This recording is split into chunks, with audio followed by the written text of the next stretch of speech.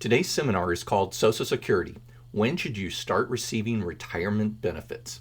Many people assume that they'll begin receiving Social Security retirement benefits as soon as they retire or stop working, but that's not the case.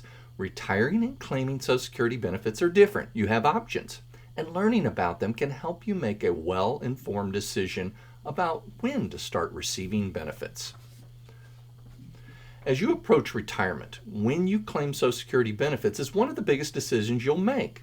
Should you begin receiving benefits at your full retirement age 66 to 67, depending on your year of birth?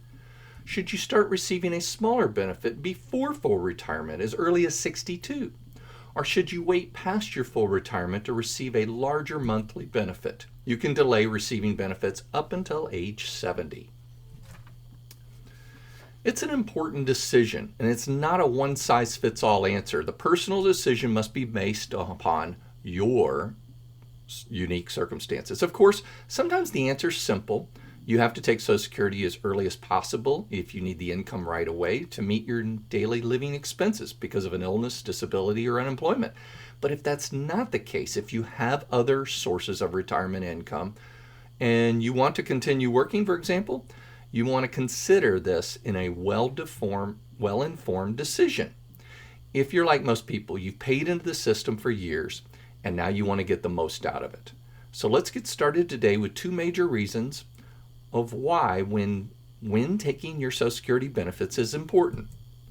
First, when you take benefits, you can significantly affect the overall retirement income. With pensions disappearing, Social Security remains one of the major sources of guaranteed lifetime retirement income for most Americans. Once you apply, your retirement benefits will be locked in for the remainder of your life. In most circumstances, not counting inflation adjustments and recalculations due to additional work. So taking time to explore your options can help you make sure you're going to get the best benefit.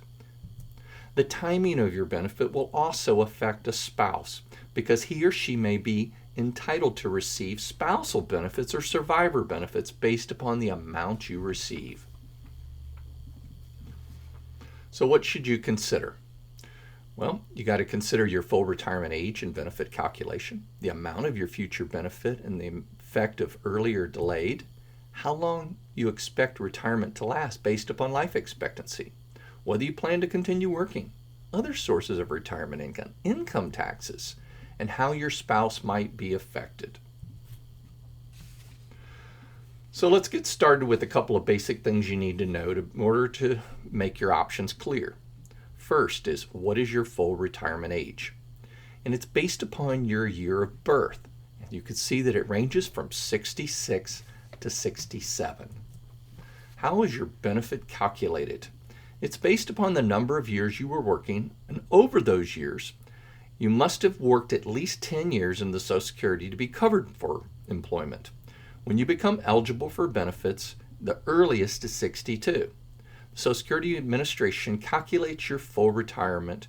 Then what they do is they take 35 years of earnings, they index it to adjust it for inflation, and then their average. Finally, a formula is applied to determine what's called your full retirement benefit.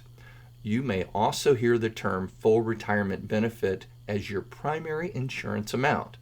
If you retire at full retirement age, you'll receive 100% of this amount. But if you begin receiving your retirement benefits early, your benefit will be reduced by a certain percentage for each month you receive benefits early. So let's take a closer look at how much you'll receive when you start taking it earlier than full retirement.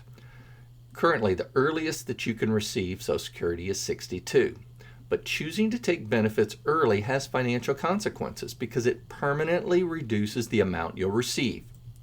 Your benefit is reduced by a certain percentage for each month you receive benefits early. If your full retirement is 66, this equates to 25% reduction. If your full retirement was 67, then it equates to a 30% reduction. Here's an example. Let's say your full retirement is 66 and you decide to apply for benefits at 62. Your benefit would be 25% less than it would be at 66.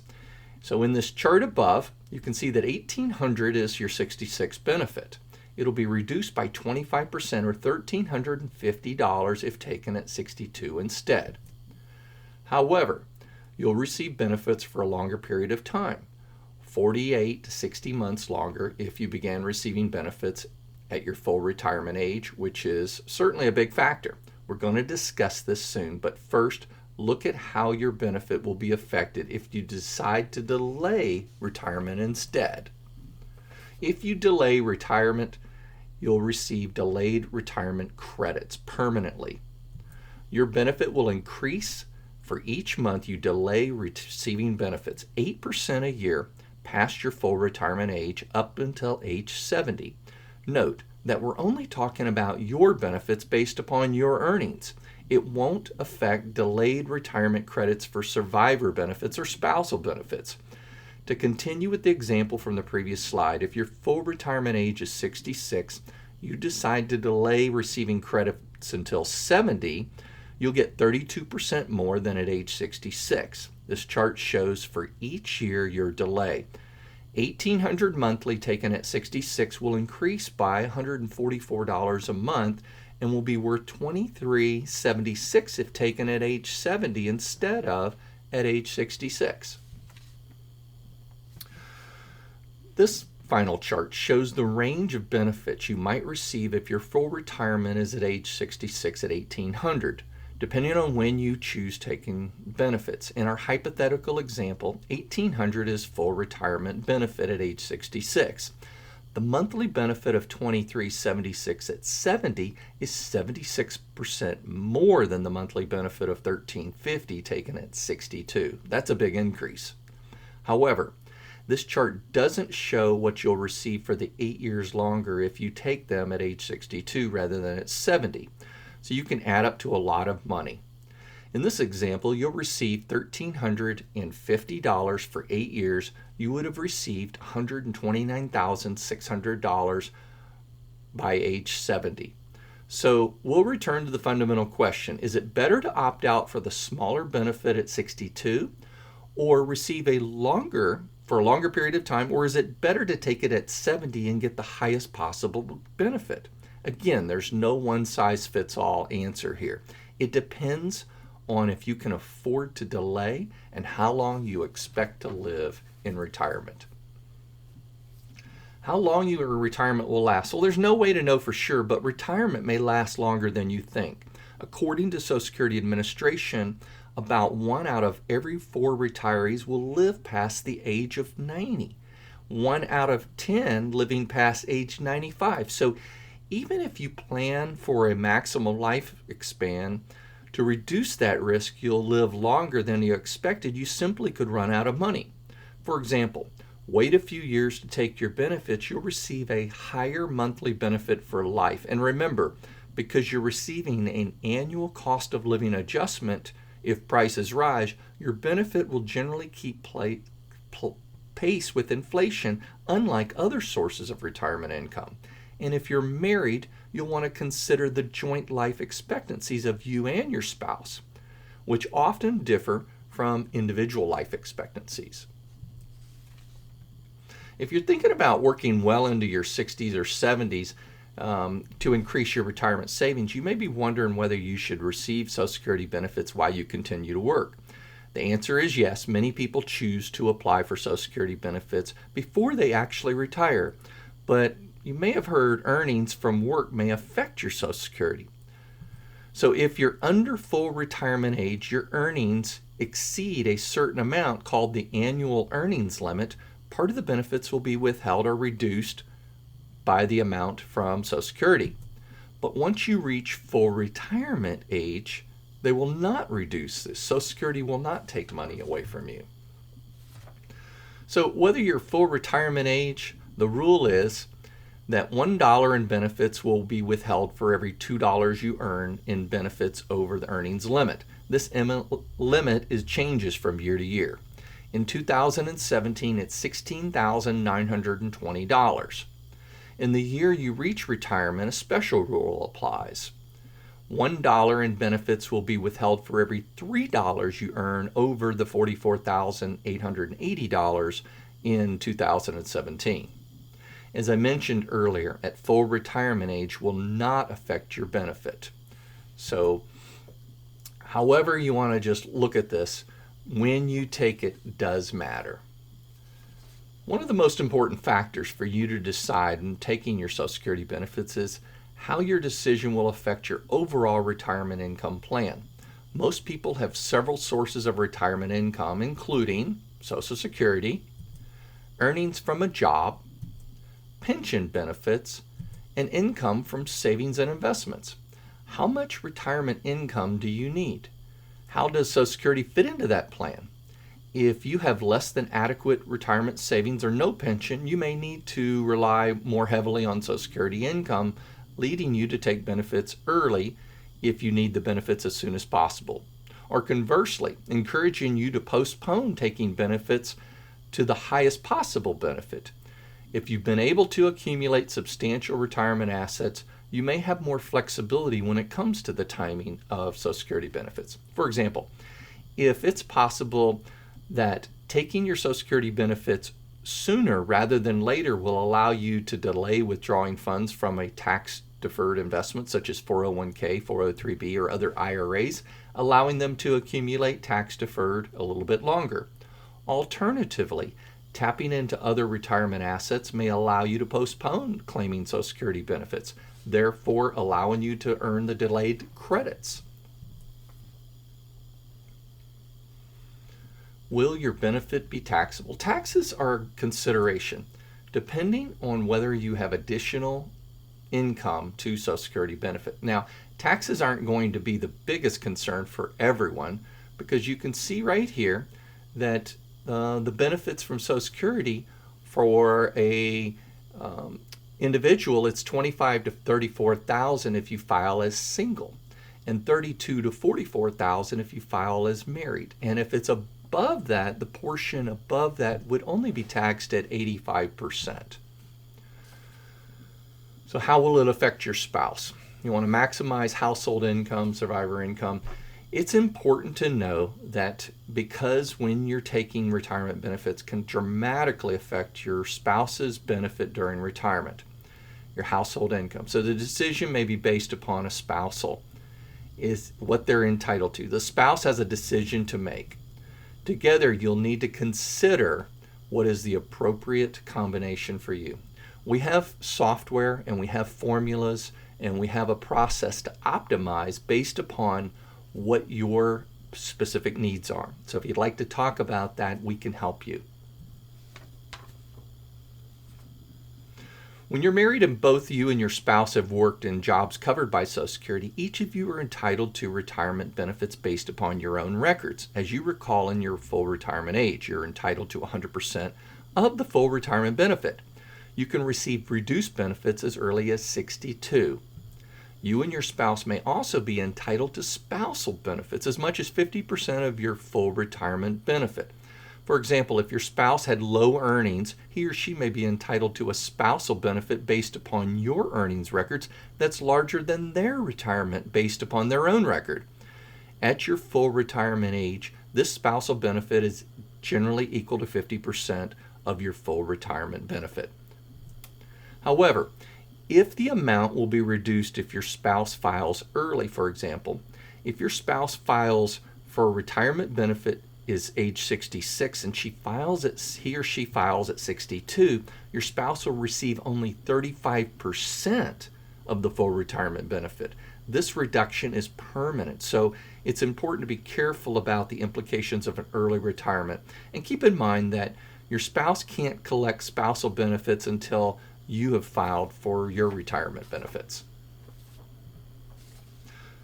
So in addition to the retirement benefits and spousal benefits, married couples would want to consider the survivor benefits. When you take Social Security benefits, they're greatly affected by the amount of income of when your spouse should die, because your surviving spouse will generally receive the benefit that you are receiving at the time of death, unless your spouse is already receiving a higher benefit based upon his or her own record.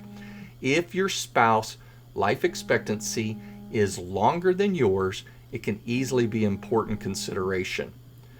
Survivor benefits may be payable as early as age 60. However, a benefit reduction will apply if a surviving spouse begins collecting a survivor benefit between age 60 and their full retirement age. Here's a hypothetical example that illustrates of why it's important for spouses to carefully choose when beginning receiving Social Security benefits. In this example, both spouses were able to claim benefits based upon their own record. Spousal benefits are not considered. In this chart, if both spouses choose to take benefits at 62, their joint monthly income is $2,784. But if both spouses wait until 70, their joint monthly income will be $5,241, a difference of $2,457 a month. That's almost $30,000 a year. In addition, by waiting longer to receive retirement benefits, spouse one may substantially increase spouse's two monthly survivor benefit. Since Social Security generally pays the surviving spouse the larger of his or her own benefit, the benefit of their spouse having been received. So, of course, this illustration does not take into account other factors hypothetically a couple need to consider, and your own situation may be very uniquely different. So, you may have heard about special rules and legislation passed at the end of 2015, ultimately eliminating many of the Social Security claiming strategies that couples were using to maximize their benefit. However, one of these claiming strategies is still available for some individuals who grandfathered in under the old rules. If you were born between January the 1st of 54, certain benefits you still have available. And it's called the Restricted Application for Spousal Benefits. This strategy allows you to collect a spousal benefit at full retirement age and then later collect on your own benefit. Here's how the strategy typically works for those who qualify. Assume you are eligible for Social Security retirement benefits on your spousal's earnings record. And on your own record, once you reach age 66, you could opt to file a restricted application for spousal benefits if your spouse has already filed for his or her own benefit. This allows you to collect on spousal benefits, postpone receiving your own benefit, and accumulate the deferred credits or delayed credits of your own benefit. This will help maximize your joint Social Security retirement income because of the delayed retirement credits. It will increase your benefit approximately 8% for each year up until age 70. This strategy is also potentially increases the survivor's Social Security benefit. Should the higher earning spouse die first, remember upon the death of a spouse, the surviving benefit is generally entitled to the greater of the two benefits. So here's an example to illustrate the concept. One spouse, let's call her Diane, files for benefits for retirement based upon her own record. Then at his retirement, the other spouse, let's call him Mike, files a restricted application for spousal benefits based upon Diane's record.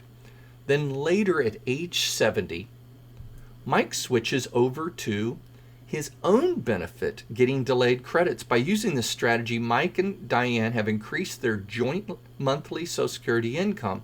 They've potentially increased the survivor's benefit available to Diane, assuming that Mike dies first and that his benefit was higher than hers. Again, filing a restricted application isn't for everyone, but remember, if you meet the criteria, you were born on or before January the 1st, 1954, you can only use this strategy once to reach your full retirement age, and your spouse must have already filed.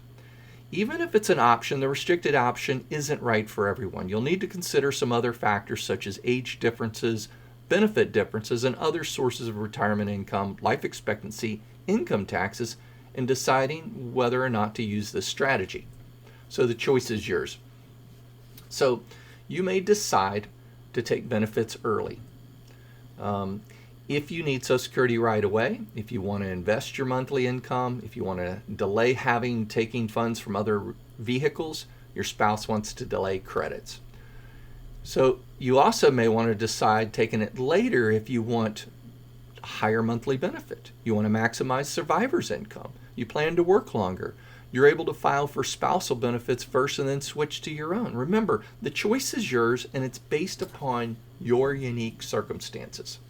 So at this point, you haven't already done so, I urge you to go to the Social Security website. There are a couple of relatively easy things to estimate your Social Security benefits. First, you can sign up to access Social Security online statement. You can view your actual earnings record and what you might be able to expect at age 62, full retirement, and age 70. If you're already age 60, you'll also have the option of receiving the statement in the mail every year for about 3 months before your birthday. The second way to estimate your Social Security benefit is use the SSA's Retirement Estimator, which is also available on the website. This calculator allows you to do some inputs on various scenarios, the current laws, and estimate your benefits. As you near age 62, you'll want to contact Social Security Administration to discuss your options. Representatives are not allowed to give you advice. They can tell you what the benefits are going to be. They're happy to explain some of the options. When it comes time for Social Security claiming, you want to apply either online, phone, or in person. You may want to optimize your benefits as well, and you may want to have a conversation with a Social Security specialist like myself. So, in conclusion, I would welcome the opportunity to meet with you individually over the phone to address or be able to do this online. You can reach me at scott@stewardshipmatters.net or 407-644-9411 extension 2.